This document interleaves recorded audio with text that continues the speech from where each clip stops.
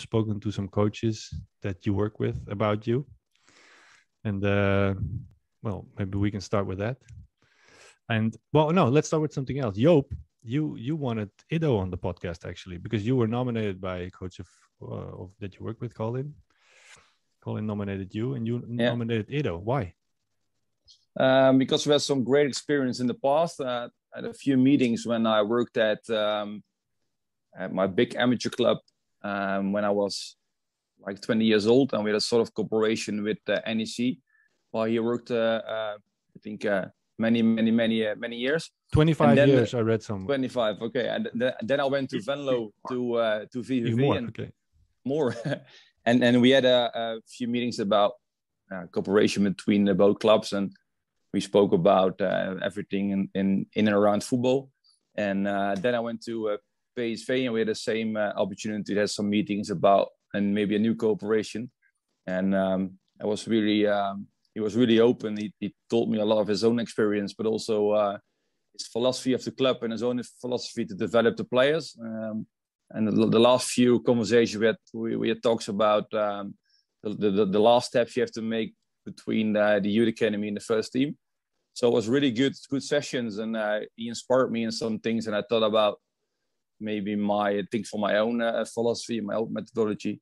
So that's the reason why I've picked him. You asked me to nominate someone to join us. Yeah, cool. Was there something in particular that triggered you, or that made you think? Yeah, we spoke about the last step, and I was really demanding. The last coach. Step between going from youth to pros, is that? Yeah. From the youth to pros, and I think he was the coordinator of the last step, how I call it.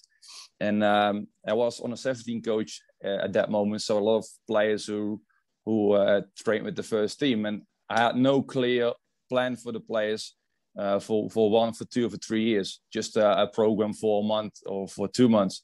And he told me to speak a long term, because if you reach the first team, you can train and you make your debut 10 minutes before the end of the game, and then you reach the first team. But then it starts. Then you have to make a new plan for 2 or 3 years to achieve new goals. And so he showed me a plan for 2 or 3 years for the individual players. So not for a team, but just for the high potential players. And he starts with the players who were 16 or 15 years old, and it ends after 3 years when you're in the first team. So that's quite a great vision for me and philosophy, which I get with me in my work at Venlo. Yeah, nice. Okay, it was it was also, I think, one of the most visible results of your work at NEC, Iddo, that a lot of players moved to the first team. Of course, I'm pretty sure you did a lot of other stuff as well, but if I read about you, it's also something that's praised about that phase, that while you worked there, that a lot of players moved to the first team. Yeah, that's correct. But you have to, the philosophy of the club and the things they put in place are very important to achieve that. It's not only to make good players, it's also that last step that has to be facilitated by the club. And I think that the club realized that they had a good youth academy. Yeah. It's not the most important, but our teams could compete with Ajax and PSV and Feyenoord. But we were in the second league. Yeah, with the first team. With the first team, you mean? The first team, yes. Yeah. The first team was at the second league, and at one point they were number 14 at the second league. Yeah. And in the same weekend, the under-19s, they won against Ajax. So again, it's not the most important thing, but it made the board think about implementing or giving more chances to those youth players, because there has to be good players that are able, when they're able to win against Ajax, there must be a few that are able to play in the second league as well. Yeah. So it was a shift also. It was not only that we did things better and better, but it was also a shift in the mindset of the club to really work on that phase which is one of the phases which determines the results of the youth academy. Not only how good the academy is, and not only how good the players are that you are getting into the academy. This is also a very important building stone. Yeah. And was it that for developing players for the first team? Was it always that it was something close to your vision, or was it because you almost interrupted almost more than 25 years? 20 how much? How many years? 25 and 8 months. 25. Okay, the 8 months are very important. It's almost a season, of course. That's where I waited. You know, in the Christmas meeting of the club, you get this ball that you are in the club for 25 years. So I waited for that, and then 2 days later, I said, "Okay, I'm going." Yeah, well, so no, but it's a big achievement. But during that phase, or during that, it's a very long period at a club.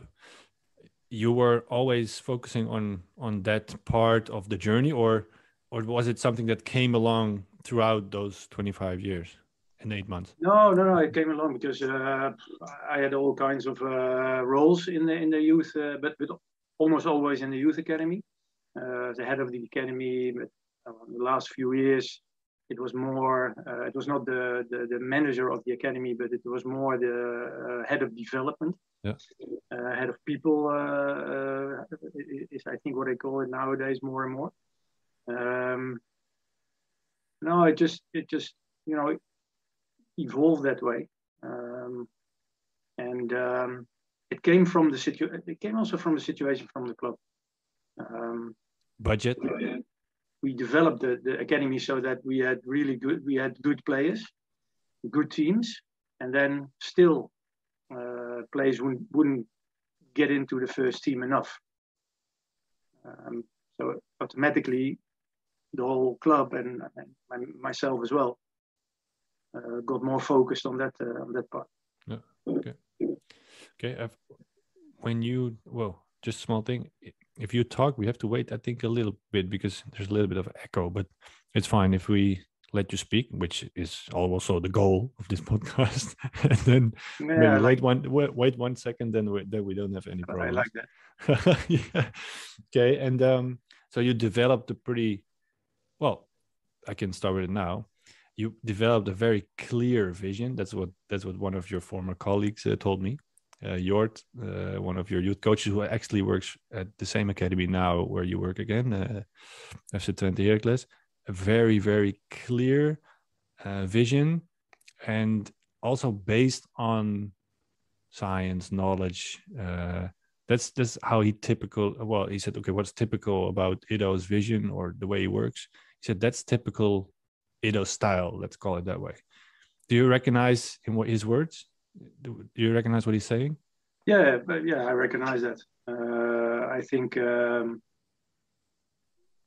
football in the past, what happened too many times was that we always did it like this and worked like that, and so we will still keep on doing that. And this is what I, as a player, experienced at the first team. So that is what I'm going to do as well at the youth academy as a coach.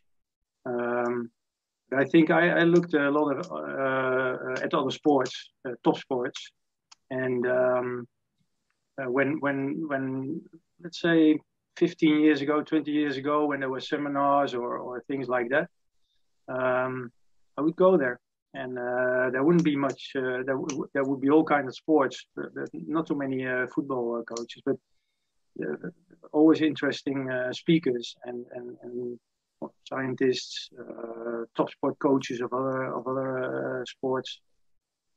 For me, what you do has to be based on knowledge.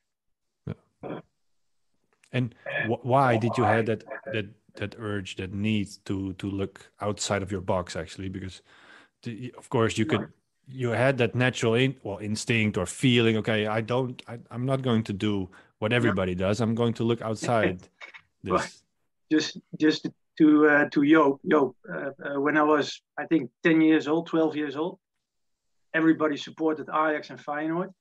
So I thought, no, I'm not going to do that. Everybody does that. So I've supported PSV, but now, not now anymore. Not anymore. They're competitors now. No, I think I was raised as a scientist. I studied some difficult study with a difficult name. And I think it's also in my character to always, I believe in what I do, and I doubt it every day. Okay. So I'm always asking myself, is this the right thing to do? And that way I developed this vision, which I strongly believe in. But like I said, I doubt it every day. Are we doing the things that are right? Is this the best way to do it or not? Okay. Well, so it's something that Dan said about you as well. So he very strongly believes in his own vision. So yeah, so we kind of ticked off the boxes already. Joop, is it something that you recognize in maybe your own style of working, or looking outside the regular things and looking maybe to other sports? How do you do this process? Yeah, I went to West Ham. I had 3 trips to West Ham when I worked at VV Venlo. We had a cooperation with the first team. That players who weren't good enough for the first team, they get on loan with us in Venlo. So in that case, I went to West Ham, and the first week I was with the under 23s. The reserve team went to 2 matches, and I was involved in the under 18s training sessions and a lot of meetings with the staff over there. And then at the end of the week, the head of the Youth Academy, Terry Wesley, who works in China now, he asked me one question. He asked me, "Are you a first team coach or are you a developer?" And I was a first team coach because when we won a game, really ugly with 1-0, I was really happy, and I went to a pub afterwards, and I drank 20 beers, and I was really happy. And I was sad for 3 or 4 days when we lost a very, very good game, and so we emotionally attached to the result.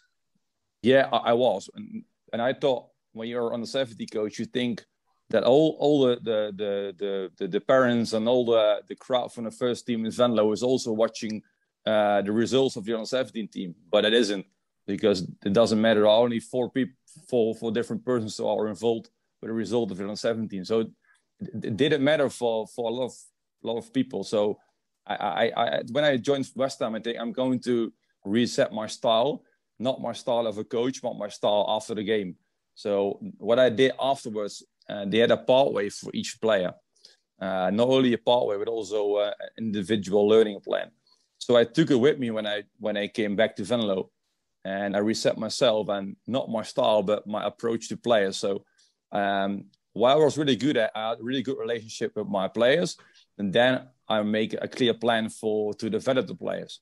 So sometimes if you have a really good defender, you have to play him as a midfielder, and it is not only good for your results, but it's always good for the development of that player. So it was really good for me after the first week in West Ham to have another, not only philosophy, more clear philosophy to develop the individual to reach the first team. So that was my key moment in my career. Yeah. So that's the reason why we do a lot of similar things at PSV now. All the kids have their own IDPs, they have their own book, and they work every day in the books. They have an individual plan. IDP is individual development plan. Yeah. And the first part of the plan is all the mentors have to know the players. So they go to their homes, they go to school, they build a relationship with the players. But when you have a clear plan with the player, you're sort of mentoring. What we do then, you have a good relationship, you have on a paper or in a book what you want to achieve in maybe in a year or in a few months. And then the best part, what it at West Ham was, they can choose their own sub-mentors, they can help them to develop themselves. And what the problem was in my own career as a coach, I was the most important person of the player. I thought I'm the most important person of all the players, but it isn't. I'm mentoring the players, and what Iddo said, you have to facilitate everything they want to improve, and they can choose 6, 7, or 8 different sub-mentors who can help them to achieve the things they want to improve. So, for example, if the last coach they had, they worked for 2 years and they had a really good relationship and a good bond, and then I come as a new coach, why do they have to start over new? Maybe we can continue the work that the previous coach did, and maybe the previous coach can still help him as a mentor or as a sub-mentor when I am the head coach. And in that way, 6-7 years ago, there was no way that anyone interrupted me to develop all the players. I was the head coach. I was the most important thing of the players. So that changed the whole situation, and it influenced me not only as a coach but also as a person. And that's the reason why we do those things at PSV now in the foundation phase. Yeah, interesting. Very, very interesting. That moment influenced you, and then maybe a couple of days before not a couple of days, but you thought by yourself, okay, I need new knowledge. So I don't know, you have a network, so you can probably call somebody at West Ham, but you felt the urge that you needed new knowledge, new triggers, new input. Yeah, I'm also as a person, I'm quite curious to find always new things. And now what I do, sometimes I read books or I see a match on television, and I always make connection to my own practice. So what I did when I was on a 70 coach, I saw a really weird system what Chelsea played 6 years ago, what the Belgian first team play. Now what we did was the first training session after the winter break, we had a training session to prepare the team to play the system. And then the first match you win a clear game, not only during a good job of the players, but also what I thought, because we had a really, really good tactics. But in the next game, we lost it, and I find solutions in my head to change the system, to change different system. And then you become a better person, because you change a lot of different systems. So you improve yourself because you're curious and you're not afraid to implement it in your training sessions or in your match program. Or this is the first day when I came back from West Ham, I made the individual development plan for my own players. Yeah. So you continue your own work, but you improve it with new things, what you see at other big clubs, or what you see on television, what you read in a book, or what you have with a conversation with Iddo, where I had a few in the past. So that's the only option to improve yourself as a coach. But what works for me doesn't have to work for other coaches, because if you do things because you believe in it and it's quite safe and you develop yourself in 4 or 5 years, it's for some coaches better than what I experienced in my past, because I'm a totally different person than, for example, Colin or other coaches. Yeah. That's always good, but just as the football players, also coaches has their own personality, but also their own individual development plan as a coach to improve what they think they want to improve. Yeah, so like Iddo says, I'm always doubting my own philosophy. I kind of hear you're always challenging your own philosophy. Okay, can I push it a little bit to that way, and what's happening then? And is that kind of the way to maybe subscribe it? Or yeah, I'm competitive, and I think everybody's quite competitive. So for example, I always it's really difficult for me because I have to translate it in English. When I was young, I was 6 years old. My mother, we bought a table tennis table. So we play in the garden, we play table tennis on the holiday. And then I challenged myself to be a better table tennis player. And after 3 years, I won from my father, who was also really good. And 3 years later, I won from my mother when I was 12 years old. So your mother was better than your father? Yeah, she was really talented in table tennis. Okay, that's cool. But then after I won from my mother, I haven't played table tennis in my life anymore. Okay. So what I did in the first 6 years, I thought things in my mind to be a better table tennis, not to be a better table tennis, but to win from my father and from my mother. And then that competitive in myself stops because I won, and then it stops. Now we have I'm really competitive to improve things, but if I reach my goal, then I need a new goal. And that's the same with players. What I believe in, if you are the best player when you're 12 years old, you have no challenge anymore. They sell the ball because they're not challenged. We sold the table tennis table, and they sell the ball because they're not challenged anymore. So that's the reason why I think we have to challenge not only yourself as a coach, but also every football player who begins to play football. You have to challenge them 3, 4, 5 times a week, because when they are home and I lay in my bed and I find solutions to be a better person, but also be a better table tennis player. Or when I had an argument or a fight with someone, you want to be a better person to, after 3 years, you find solutions in your head. So that's the reason how I learn. That's the reason why I think that's good for develop not only a coach, but also the players. And that's the reason why I am competitive, and that works for me to improve myself as a coach. Yeah. I saw you nodding a couple times. Is it recognizable, the process for you? That's interesting. Interesting. I think we have to acknowledge that people are different, that players are different. But I recognize it from Joop. It's not that I know Joop very well, but I know it because I recognize it in him, and well, I value it in him. But I think it's important to also acknowledge that the players are different, and that some players need those challenges very much and need challenges, results challenges, and other players maybe not so much, because they challenge themselves in improving every day. So I don't. Well, it's just an addition to what Joop said. Yeah. Challenge every player every day. Well, yes, but in their own style and in their own amount, because they will challenge themselves also, more or less. How do you, because you worked obviously in the last year, but now again in a new organization with a lot of coaches. I can imagine the amount of coaches within academy has only grown since you've become, well, more of a manager. So you have different types of coaches who all train different type of players. So you have all kinds of roles, let's say, in the pyramid. You as maybe the coaching facilitator or somebody that facilitates development for both roles, so coach and the player. How do you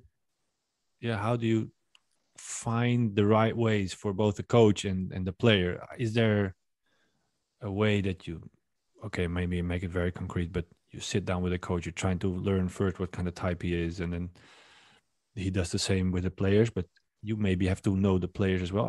How does this process go? Mm-hmm. No, I think what you say is quite right. I think the coach, and I'm a coach as well. I'm a coach of the coaches and also a coach of the players.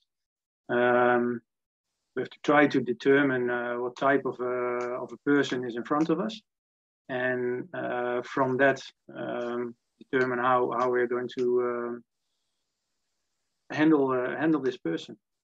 And there's a quite simple method that we use. I mean, there are a lot of methods to determine what kind of type of person you have in front of you, and you have to be careful because you will place the persons in certain corners. Yeah.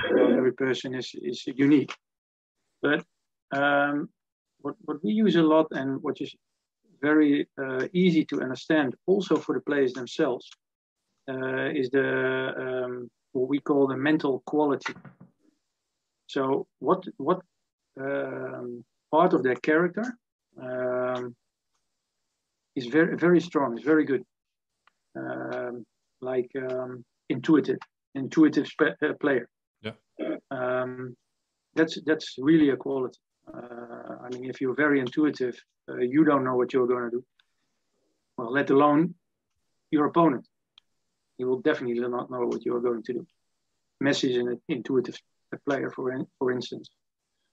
If you know that, you also know that he is not the kind of player which finds it easy to have a certain task, a determined task.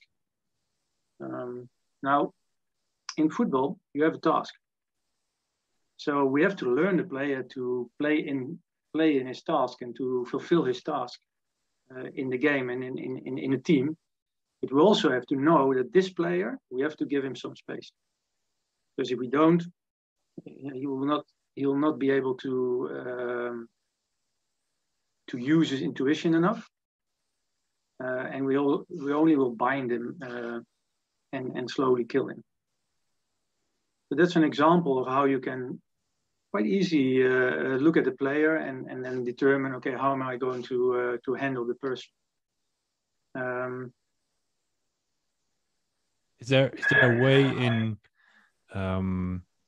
in that process that you quantify it, or that you maybe, there's a test or there is a form? No, I'm making it very simple, of course, but that you find this. Sorry. There's a few tests for different kinds of typing, and we can do that. But this method, we don't do that because it's obvious or not. Yeah. When it's obvious, well, then it's quality, and when not, it's not the most important quality. So you do, and then you trust. Well, it's human interaction, so it's almost always right. So if you look at a player, you can see. I think as a coach, you have to see what that quality is. Otherwise, it's not obvious and it's not the right one. That's exactly. Kind of what you're saying. Okay, yeah, interesting. Yes, and you combine what you see on the pitch, and you have to understand it is who the player is. It's not what the player does; it's who he is. Yeah. And when you acknowledge that, you acknowledge the person himself. So if I maybe acknowledge you guys, then maybe I have a little bit of a stubborn guy and a competitive guy. Stubborn, yeah, I'm stubborn. You're totally right. Stubborn is has a negative. No, it's not. I'm the same. Not I'm with exactly me, the same. Me. If I have a coach and he says he's stubborn, okay, that's a quality. Yeah. No, but interesting. Competitive. Yeah. But the thing is that the opposite, like intuitive and doing your task, those are two opposites.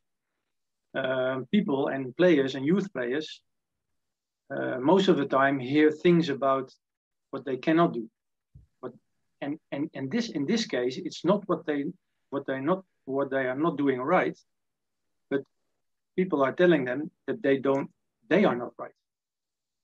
So if you are an intuitive player and I constantly tell you that you should fulfill your task and you don't do that well, and constantly I'm saying you're not a good guy, because it's who I am. So if I talk about his task, I first say, I love the way you are intuitive. It's a quality, never lose that. Never lose that. But we have to try to, this is what also belongs to intuitive. You have to try to fulfill your task a little bit more. But it doesn't have to be an 8 out of 10. If you can make that a 7 out of 10, 6, 7, then it's brilliant. It's enough. And realize that a lot of people are going to tell you that you have to fulfill your task better. Always understand that it's because you're great at intuition. So you're great. Yeah, I think that's your task a little bit better. I think that's the biggest problem in Holland at the moment now is you have a lot of Guardiolas, you have a lot of Mourinho's in the youth academies who have a really clear philosophy in how they wanted to play. They have a clear methodology and they have a prioritization for 1 year.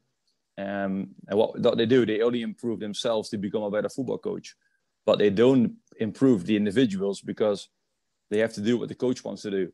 And if you have a first team and you have a lot of qualities in your squad and then you combine it with the tactics that you win matches with, it's really good. But you cannot, as an under-13 coach with really your players, you can find the best formations or the best tactics to win a game on Saturday, and then you don't develop the individual players and what they need or what they want to improve because they're quite unique. And that's really big problem in Holland. Even as all the coaches, they have their own style and they search players with the same style. So if I'm really stubborn, I want stubborn players because I think that's the only option to reach the first team with.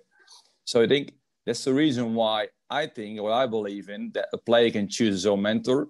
not only to improve himself as a football player or in skills, but also as a human. And you can find opposite coaches to help players and kids to improve themselves as a person in things they need to become a better football player, and not to win matches because the coach wants to win a match, and to be a good coach to make a step to the 17 or to the assistant team of the first of the assistant coach of the first team. So, and that's my opinion, the biggest problem in Holland now. That we have to face, and we have to change that to have better players. Are we overdeveloped as coaches in the Netherlands? Can I ask a question about that? Yeah, sure, go first. Thank you. Okay, so you're saying, Joop, that the coaches think too much from themselves and for the players, and they and what they want, and not what's good for the players. Now, what triggered me a little is that you said that you make an individual development plan for the player. Now, we don't make an individual development plan for the player. The player does that himself. How do you see that? And the coach helps with that. How do you see that in relation to what you just said? Yeah, what we did, we made the book, we created the book because there wasn't any book, so we had an IDP, so we made it as a club, or we did it in Venlo, and I brought it with me when I was at PSV now, and because in the foundation phase the kids are quite young, so we help them a lot to make the individual development plan. And of course, there are a lot of things that they want to improve to be a better football player, but some players don't know what they want to improve, and now we help them. But what I did as a under 17 coach, of course, player they make their own unique plan to become a football player, but you have to assist them, and sometimes they don't have the right self knowledge what they need to have to be in the first team. They think they're quite good in dribbling. But they have to improve other things to reach the first team because they are quite good in it. What you say, you don't have to train your weaker points. You have to train your outstanding abilities to be a better football player. So, for example, if one player wants to be a better dribbler, but he needs more intention in other things, what I think is better in priority to be a better football player, you make it together. So it's one way what the player wants, and another way what I think is quite good, what we think is quite good, and we help them, we give them advice, and then there's a book what we have together. But in the beginning there wasn't any book, so we made a book and for all the players. What I believe is that it's clear. What I believe is that I hope I can learn the coaches to make that conversation and then let the player themselves get other ideas about what they have to improve the first. So not because the coach says, but coach is asking, coach is letting the player speak and then realize themselves that they might be better off not improving the one point, but improving the other point. So I think it's a quality of a coach if you can do that in a conversation, help the player in this conversation to realize, well, what's the best for him. But in the end, if he really wants to do that, the other thing, well, okay, it's your development. And what you gain by that, in my vision, is that in everything he will become an independent person, and he will take responsibility for his own actions and for his own development. And maybe I lose 1 point by this player not working on the best improvement point, but I gain a lot of other things. I might lose a battle, but I win the war, because we develop players who are independent and taking responsibility for their own development. But I have to it's very, very difficult because I have to take my hands off now and then and not say a thing when I want to scream something. No, you're doing the wrong thing. It's not in short term. It might be the best way, but in long term, it might not be the best way. If I hear you talk, it was a question that popped up already a little bit earlier. It's almost life knowledge what you're sharing here. So can a young coach do this? Is he able to learn this and practice this during his daily work as a coach?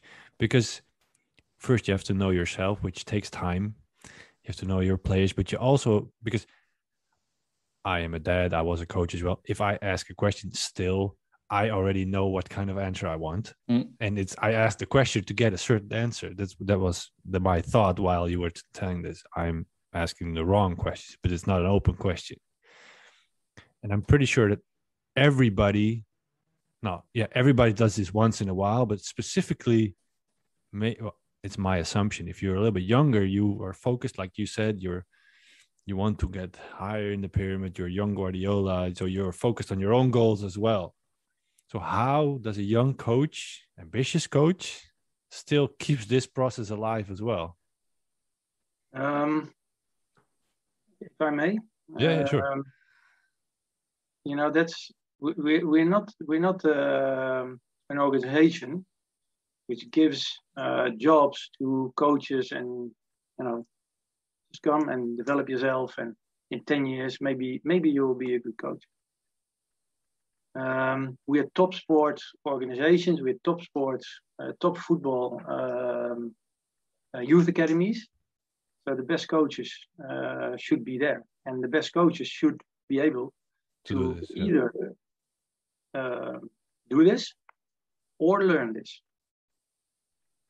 So sometimes you will have a coach who is not able to do that, to do this already, but he's an intelligent guy. He wants to improve, and he'll pick this up easily.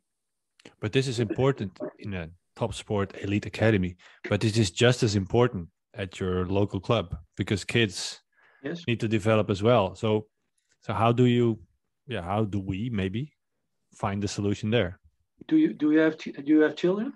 I have 2 children, 2 and 4. It's as important with your children. Yes, yeah, exactly. That's why I said. So how do we teach you as a parent how to do this?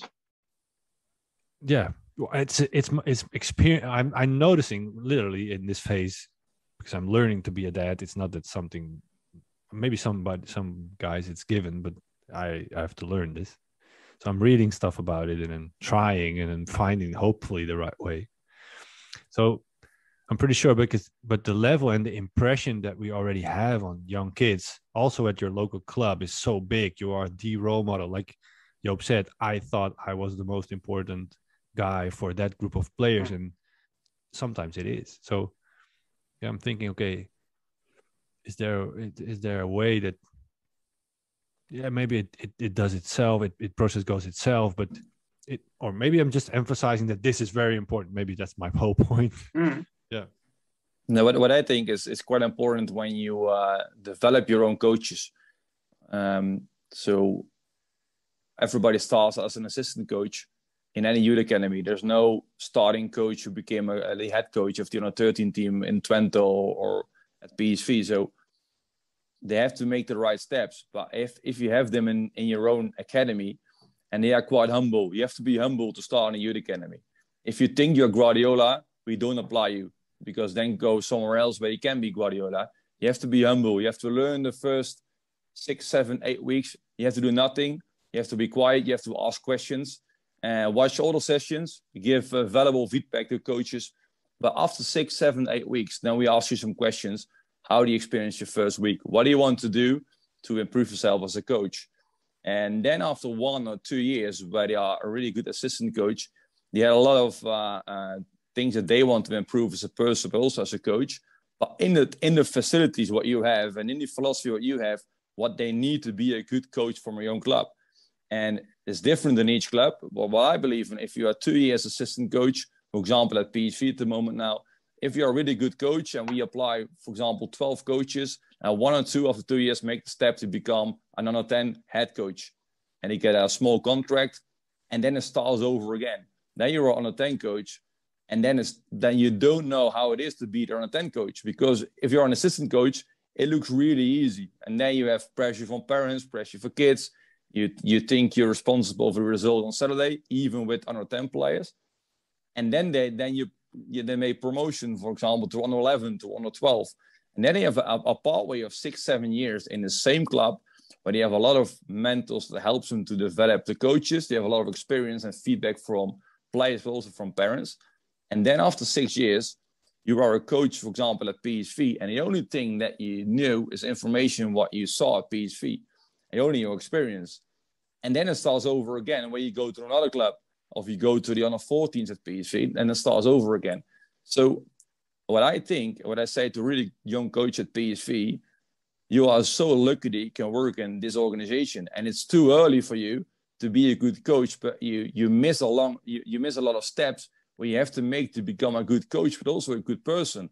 Because at PSV, they are really lazy, because they throw the clothes in a bin after when they have the training sessions, and a day later it's clean.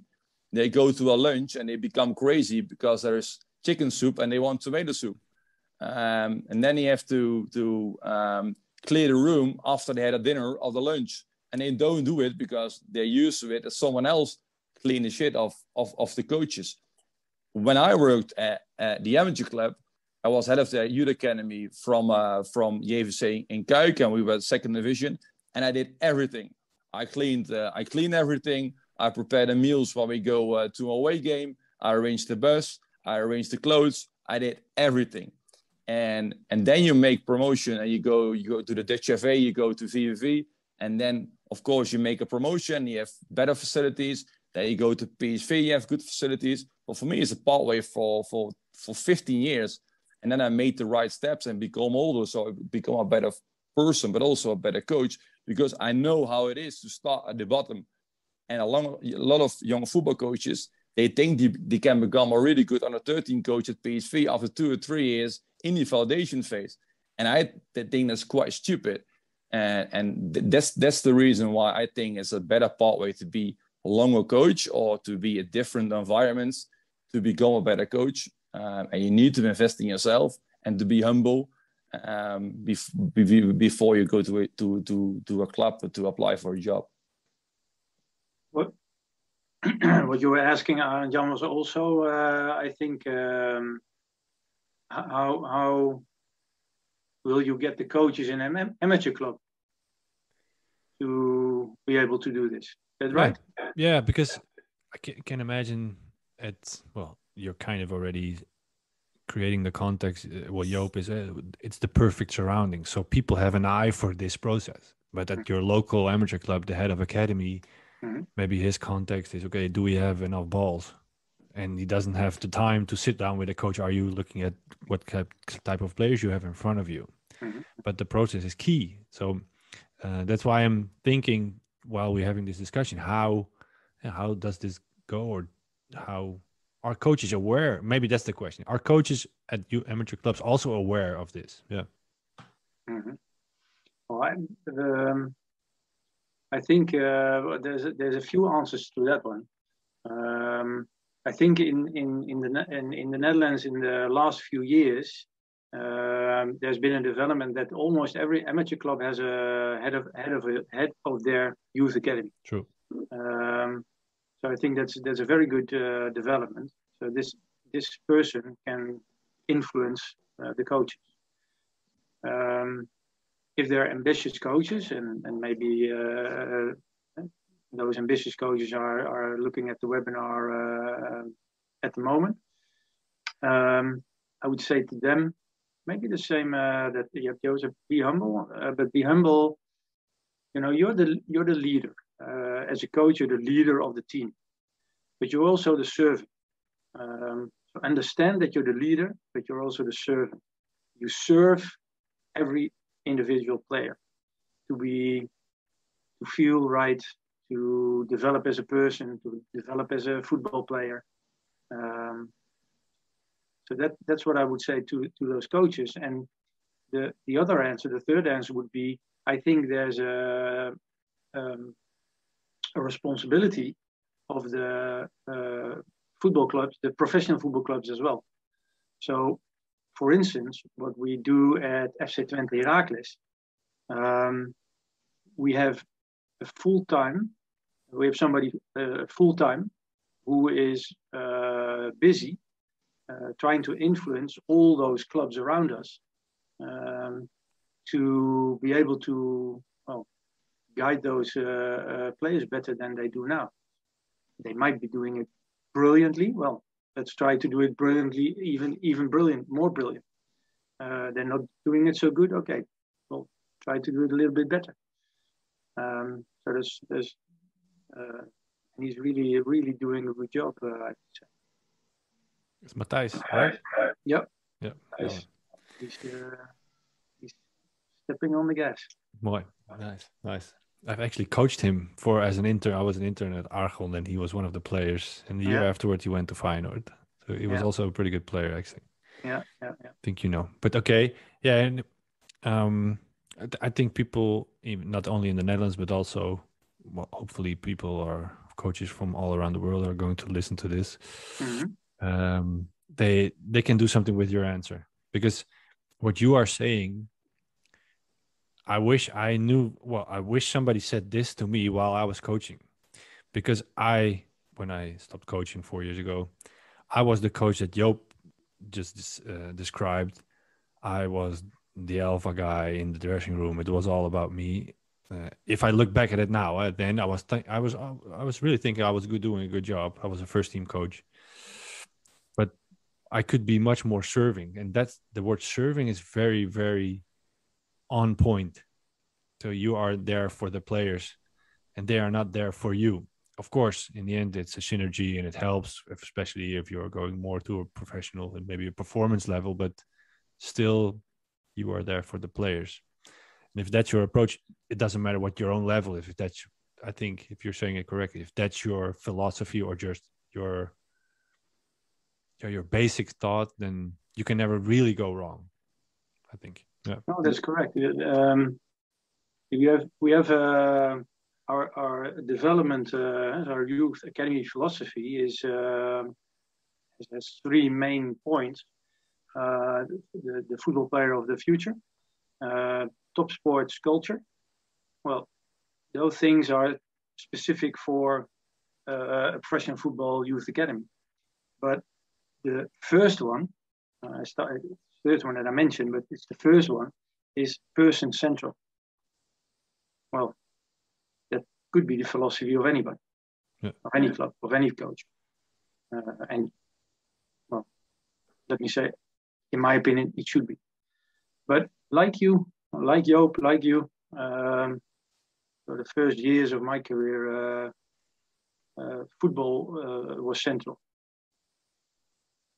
And maybe also the results. Yeah, maybe. Development was central. Football development was central. But not enough the person. It's also something when I started to put the person central more, then the results became better. Development results, all the results. Joop, go ahead. Yeah, it's crucial as a Dutch football association, because you talk about amateur clubs and amateur players and amateur coaches, but it starts with the Dutch FA. And we have a lot of courses with the Dutch FA, but it's all focused on tactics. It's all focused on football. It's not focused on how you want to improve and develop the person who loves to play football at an amateur level. So for the level to play football at the amateurs, what we do now is we prepare coaches to train 9v9 to prepare the team for 11v11 on Saturday. And it's not focused on skills, what amateur players need. They need to be better football players, so they need skills training sessions. Now, Dutch FA telling all the amateur coaches is the only thing that players learn is when they play football. So if you play isolated dribbling skills or passing skills, you can't do that. If you do it on your exam, you fail. They don't give you the diploma to what you need for UEFA C, because they think if you can have a good positional game, or if you are a good coach with the correct stop moments in your 9v9, then they give you a license to be a coach. But you are the coach of the amateur players. They want that you as a coach know the players, that you are fun to train and to play football, and they can be skillful in dribbling, in passing, in things that they want to improve, and then they become better football players, and then they love to play football. And now they have a coach who thinks he's Mourinho because he have a lot of 11v11 stuff at their UEFA C course. That's the reason why. So that's the reason why we don't improve our youth coaches. So what I think is, put the person central in your course, ask the players what they need to become a better football player, and combine that with a lot of skills, that with a lot of repetitions to be better football players. So not a 9v9 with 3 repetitions for the right fullback in 20 minutes because the coach stops every 2 minutes of just a conversation like what I'm doing now of 2 minutes talking to all the players. So this is the biggest task for the Dutch FA is to help the coaches to educate the players more. They have fun to play football and teach them a lot of skills, what they need to become a better football player, not in tactics, but more in technical stuff. And I think that's a response for the Dutch FA. So hopefully they do something with this information. I'm just kidding. But no, but you're completely right. I've said in a previous Dutch podcast that the system the way the system is organized now is creating a performance pyramid for coaches as well, because you need to go to higher and older teams to get your next license. Otherwise, because there's no UEFA A for U9 coaches. So it's all created to move up the pyramid. So what you get is coaches that need to perform to get higher up the pyramid, to get a higher license, which creates a kind of, and on club level, it's exactly the same. Well, I don't know if we want to go here, but well, it's my opinion about this. Yeah, I worked there for half a year. So yeah, you worked there. Yeah, you did. Between jobs. So yeah. I cannot fully agree with what you say. Okay. Well, please respond then. No, well, there's a clear philosophy. If you want to teach football, you have to have a clear philosophy on what football is, which is also science-based. Well, they have that. Yeah. They have that. It's their philosophy. Maybe not the philosophy of Joop or of you or whoever. But they have a philosophy of what football is and how you learn football in the most effective way. But that's a very clear philosophy. Yeah, and I think maybe if I can interrupt, there's a nuance as well. They are not there only for good players; they are there for everybody. So they. Yes, but that was what Joop was saying also, especially for the lower levels. But they I didn't have the negative impression the way that Joop had, but I had my doubts when I went there. And then I worked there and I looked behind the scenes, and it changed my perception of what is happening there. I know so much more now. I know more as a coach. I know more as a coach developer, and I know more about what they are doing and how they have so many very, very good people there, which I didn't acknowledge before I went there, and now I do. I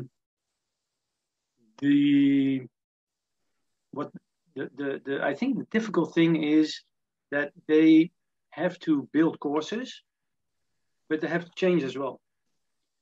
And they are changing, but it goes slowly because they have to give the courses every year, and it's very difficult to give the course this year and give a totally other course the next year, and the next year even another course, because you're developing. I think that's a problem for them. Behind the scenes, there are changes. There really are, but they're not there yet. and it will take some time, because of what I just said. Because they have to, it's like an oil tanker, and not big because they are stubborn, but they have to, be persistent in the what they give the coaches in their courses. They cannot change the course every year. Yeah. So I thought, understand the situation. Well, a little bit of nuance was needed maybe we were maybe bashing a little bit Joop and me here, but but something completely different, because we're talking about I have a lot of questions about this, and maybe I'll take them later on, or maybe you have to do this again, because I think it's a very interesting discussion so far. But so you're both in development, both of coaches and players. How do you quantify development? So is there a way that you measure it literally with numbers or grades or whatever? Why do you want to quantify it? Well, that's maybe my nature as well. I like to, if I'm thinking about things, how can you make things as simple as possible? I'm not saying it's the truth or it's the right way, but I'm just interested in, is there a way, for example, skills, do you quantify them with numbers? Or it's not, I can imagine a personal level or mental level is completely different to quantify, but you can, like in school, you can grade things. Is there any way that you do this? I'm not saying it's the right way, but I'm just interested if there's a way that you're doing this. Joop, maybe you can say something about that. Yeah, it's a really good question, and that's the reason why I think football is so difficult, because you can't measure development, because every player is different, every team is different, every academy is different. So the only thing what I experienced when what Iddo said, you put the person as the most important thing of the development, that development plan, and then you can measure it after a couple of months if he becomes a better football player. But if you ask 20 coaches an opinion about a player, you get 10 different opinions about a player, even if you have to measure the players and things that they need to become a better football player. So that's really hard. What I believe in, if you put the person central, what Iddo said, and he improves things that he wants to improve to become a better football player, you can't measure it by winning trophies or winning matches. But he has the belief he becomes a better football player because we help him in that system. That's the most important thing, what you can't measure, what you can't quantify in development. And that's the same with coaches. You become a better football coach because you used to give exercises to the same group. But if I put you in another club in a new situation, are you still that really good coach that you think you are when you're in your own club, in your own clear environment? So it's really hard to measure. I don't think you can, but if you believe in your system, and you get results, we get results by numbers of players, because in our system in the foundation phase, we want to give more chances to players to be in the youth academy for many years. And the last years we had 21 and 24 players with the PSV level that play in our own 13 at the moment, and that's better than 16, 5, 15 or 14 players the years before. And we have better coach in our foundation phase. You spoke with Martin, he's a new under 14 coach. Next year he comes in the foundation phase. Colin, so a lot of players, but also coaches who make the step to the development phase at PSV. So they become better coaches and better football players. But I don't think you can measure it. It's just based on an opinion of 2 or 3 head of some phases. But if I go and there's a new coordinator of the foundation phase, new head of the foundation phase, maybe he has other things that he thinks is quite important, and he measures and he grades players with other things and coach with other things. So that's the reason why it's really subjective the way football is. So that's the reason why you can't measure it, I think. Can I say something about that, Ivan? Yeah. Well, it starts again with the philosophy about what is football exactly, and how do you teach football, and also what is your vision about what is talent, which could be different, a different approach.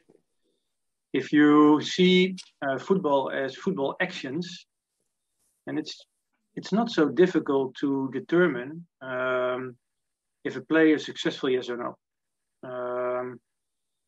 because you will have to you need certain technology and video and things like that, but you can count how many passes the player plays forward and how many of them are successful. For instance, if you're talking about passing, talking about duels one-on-one defense, you can count how many duels he wins. So that's you can measure that, and it's a very, very good way to measure development, because if you pass 3 out of 10 balls forward in September, and in November there are 8 out of 10 forward with the same success rate, then there's development. So for the player, it's a very useful tool. But if it's a player who is bigger and stronger than the rest, then maybe he wins his duels easier because he is bigger. But is he still bigger in 3 years' time? But does it really say something about his talent or his possibilities? I don't like the word talent very much, because everybody seems to have some other idea about what talent exactly is. So let's say possibilities, what the possibilities are. And well, then it becomes a little bit more difficult. So you can measure quite a few things, but the whole picture of is a player capable of becoming a professional football player, which is the key issue in the youth academy. That's very, very difficult to quantify. Also because there's so many things that determine whether he will be a professional football player, yes or no. So I think you should try to quantify as much as you can without losing the aim of what you want to do, but also acknowledge that it's not possible to quantify it all, because they're human beings.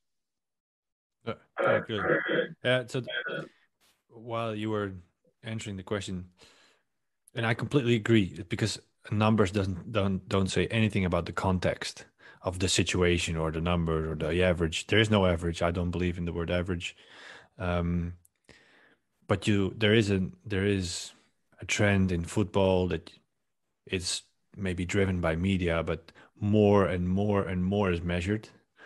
So we know exactly which square meter is the best assist zone on the pitch. Maybe there's a connection with mini Guardiolas there as well. So we know where to end up with an attack on the pitch. So we're going to train players to come up in the assist zone. So we're going to measure a player. How many times do you come in the assist zone? If you don't show up there 5 out of 7 times, you're not a good player. I'm exaggerating, but that's kind of the process that Dutch football is in. And well, this is my opinion. Because we are so developed in everything, and even coaches are developed. And that's why I like kind of what you're sharing. Okay, it's all very interesting what you're saying. It's very interesting that you know everything, but look, there's a boy or a girl in front of you. Let's start there. That's kind of the way, what I'm getting out of this. Yeah, I agree, and what Joop said also. The right wing back. There's no right wing back who is the same. Interesting. Okay, guys, we are actually already talking for an hour, but we don't have to stop yet. So I've kind of have an idea on where you're at. How, this is maybe a little bit personal, but we had the first call when I called you. So this is maybe a little bit new for me, sharing, because at NEC you told me like, no, I kept everything within the organization. Now you're in a new organization. How is this? Well, how are you experiencing? I'm not talking about this, but how are you experiencing your role at the bigger club? Maybe be a little bit more open. Is it something that influences your philosophy also? Does it open up your thinking as well? I'm not talking about this discussion, but could be. I think there are two questions there. First of all, NEC was a small club with small money, and I think we had some things that we were unique in, and it didn't cost any money. So when we would share them too much, that was my opinion at the time. Then if other clubs would do that as well, and with more money, then we would be chanceless. And at the last few years, we were in the results of the academy developing players for Dutch football. We're number 5 in the Netherlands. For the listeners, sorry, I'm interrupting you. Give some noise. But what is in the list? Just to give a context, where were you in the budget list? Do you know? The budget list were approximately number 20. So 20 on budget, which is a way that people quantify results before a season. Mm-hmm. And you ended up 5th.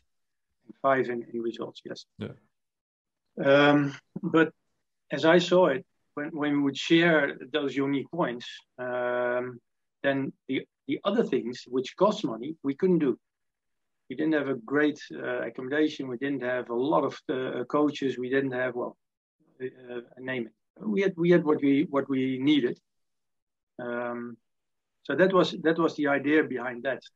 And there are 2 reasons why I share now. The first thing is that FCTwente has more possibilities, but also the region, the area where we got our players from, which was a smaller area, less people, and with more competition of other clubs. Now, Twente and Heracles and the region, there's more possibilities, far more possibilities. So I don't mind sharing, because I think we are able to do a lot of things on all levels. And the second thing that people told me and had to teach me is that the philosophy that we have, you can share it, you can tell people, but that's not the same. Tell people is not the same as sharing, because they still have to be able to put it into practice. And what we are doing, we are influencing the coaches every single day to put it into practice, every single day. So those 2 reasons are the reasons why I was not too inclined to share then and more now. Is it also that I opened up because of a bigger organization? I don't think so. Okay. I don't think it changed me too much. You have to, NEC is not FCTwente Heracles. That's another region. There are other people, other characters. So the philosophy, a lot of parts of the philosophy are the same, and parts of the philosophy are not the same, because FCTwente and Heracles are other clubs than NEC. Yeah, I understand. Is that's why? Well, I have to be honest. I talked to a lot of coaches from PSV, and if you look in that that line of from, let's say, NSC Twente, PSV is then an even bigger club again. It's also maybe a reason why you are relatively open, Joop. I think you are all pretty much open. You are also is vulnerable. No, I don't know, but well, you're open up also to receive criticism, and I really like that style. Is it something that fits you as well, Joop?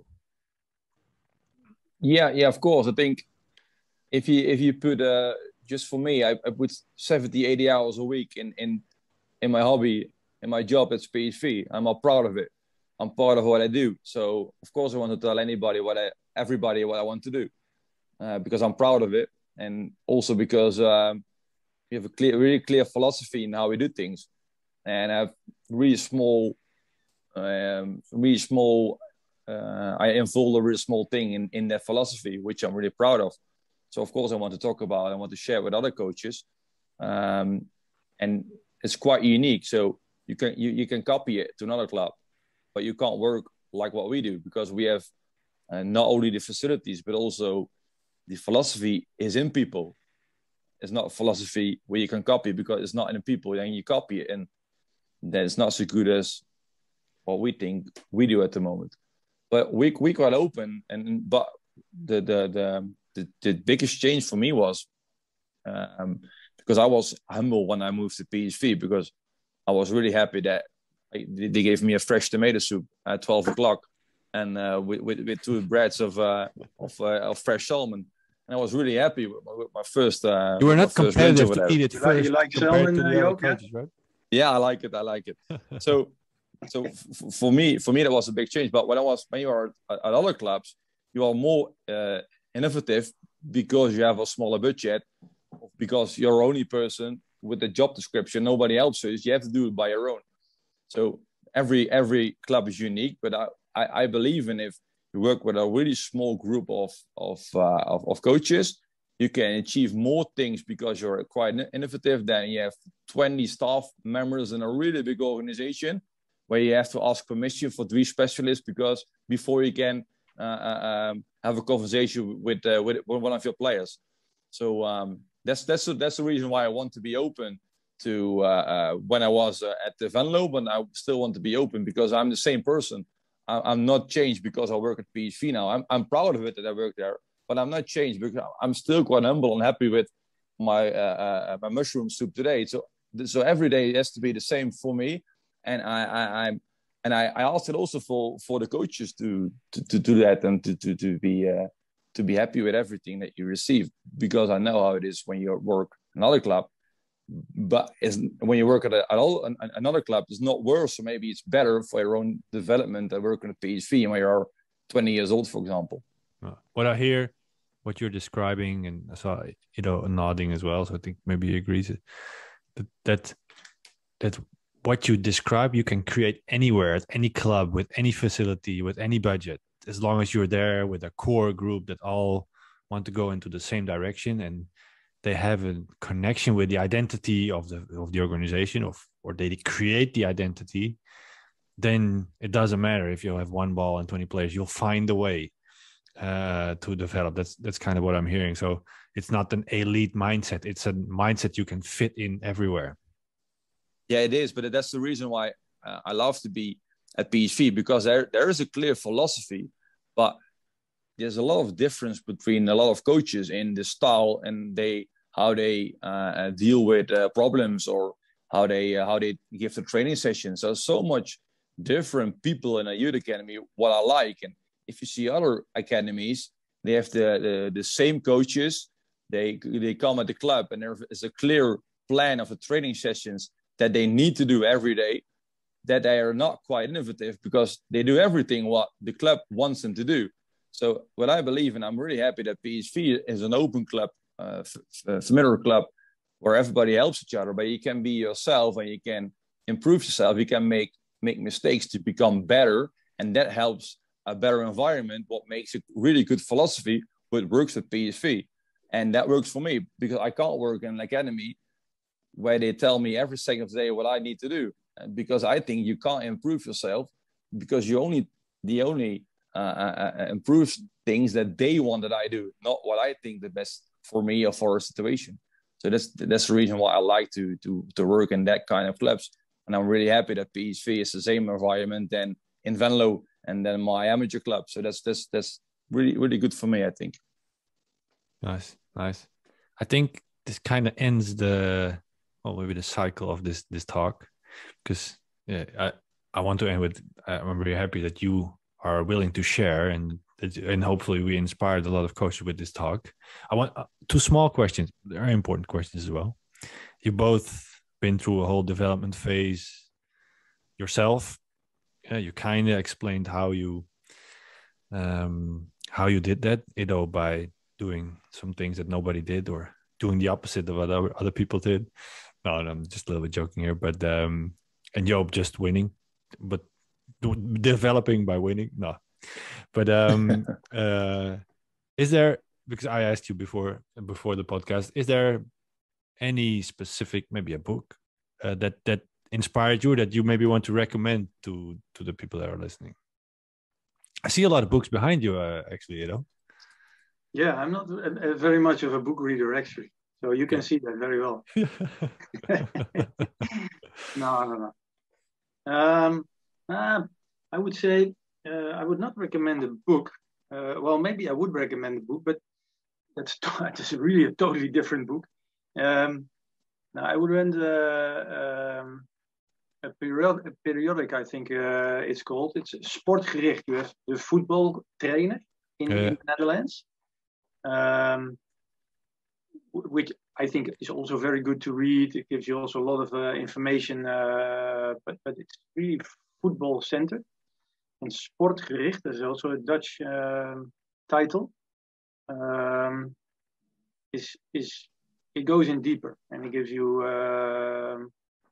It's not easy, but it gives you a lot of information about backgrounds, information about everything that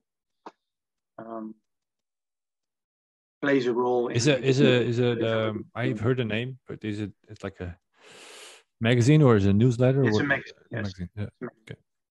Yeah, and it connects also with the first things that you said. Okay, you don't only look at football; you look bigger.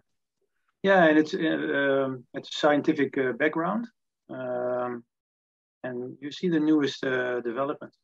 And the other when I do want to recommend 2 books, actually. Okay. But you're going to think, where does this go? I want to recommend the Bible and the Quran. Okay. But I want to explain why.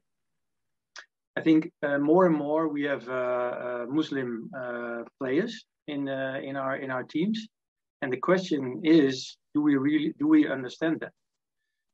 Because this is, if the person is central, then the first thing that you have to do is you have to understand the person. You have to understand the behavior, and then you can try to influence the person and try to influence the behavior. So you have to understand.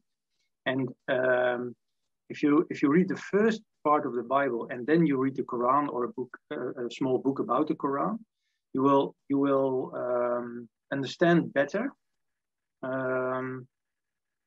You will understand those players better, and you will understand the connection as well.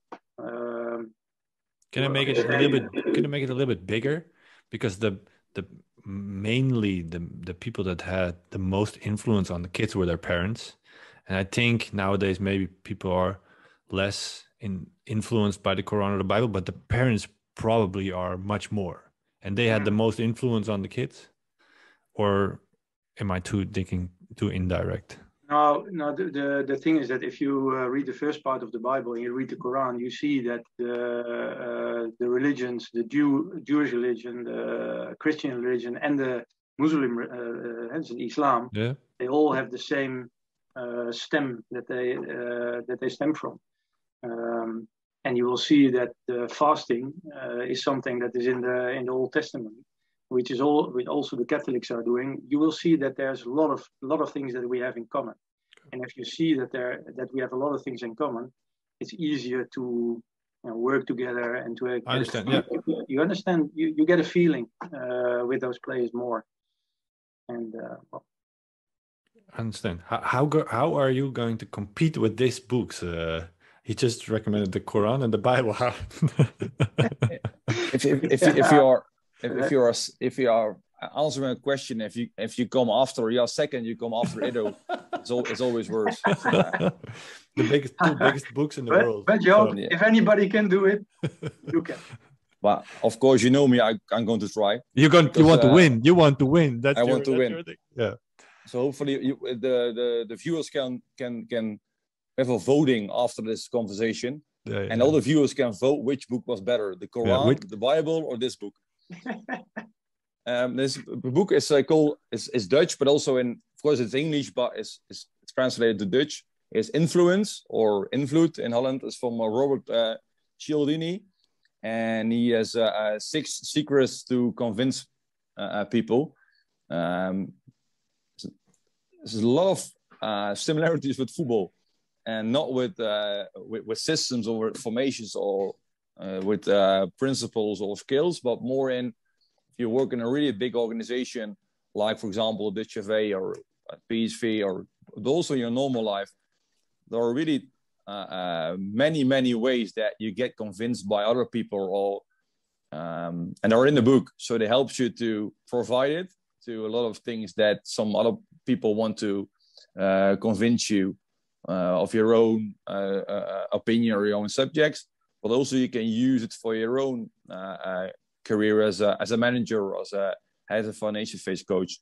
So I took some examples out of the book and I tried it by myself in my own situation, and sometimes it helped me and sometimes it didn't help me. So then I throw some papers away from the book. And some coaches ask me, how can you influence some situation? How did you done that in the past two weeks to have an outcome, which is the outcome that you wanted before? And I tell them, please read the book and find the secrets in the book that helps you to do the same. And it helps me in some ways, but also I think I had a lot of conversations, a lot of situations in the past where I was really stupid. And I read the book and I thought, hopefully I had read it when I was 12 years old. And it cost me, I think, 200 stupid mistakes. So please read the book, folks, and vote on my book. Influence. Yeah. We're gonna have a vote. Can I add something? Sure. My message with those books was especially understand people. Yeah. And I think this is the connection between what I was saying and what Joop was saying. You want to influence people, and there are certain ways to do it. And you will have to get the book from Joop. But there's also a mindset that you need, that is to understand other people, and then you can influence. Okay, great. I texted you yesterday. Did you have a chance to nominate somebody? Sure, they don't know, but that doesn't matter. It gives a little bit of peer pressure, which is never wrong. Okay, well, very curious. Okay, I want to nominate Mark Otten, which is the under-21 coach at the moment of NEC. Okay. And, former player as well, I think. He was a former player of the academy as well.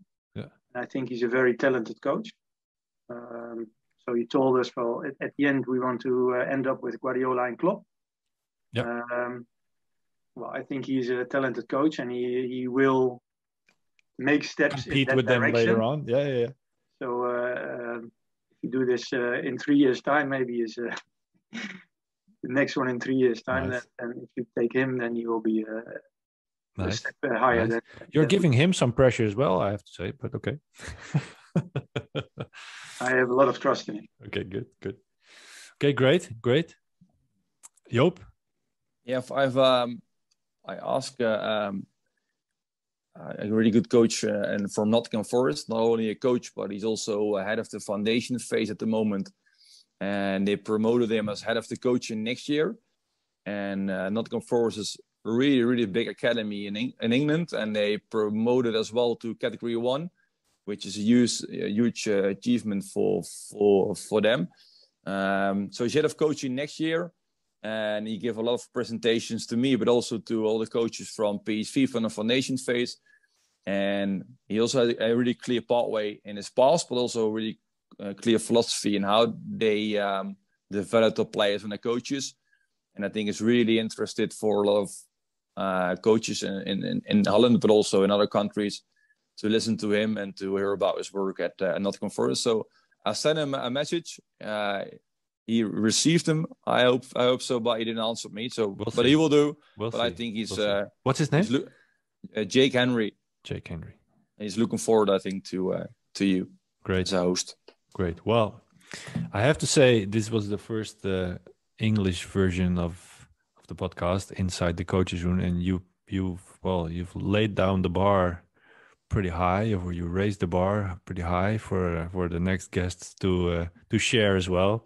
I really want to thank you for this discussion, and discussion talk, whatever it was. It was very, very interesting, and I really enjoyed it.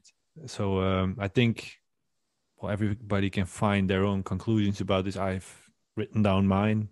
I thought maybe I saw Iddo's making some notes as well. I don't know, but no. Guys, thank you very much for your precious time, and even more for this great talk.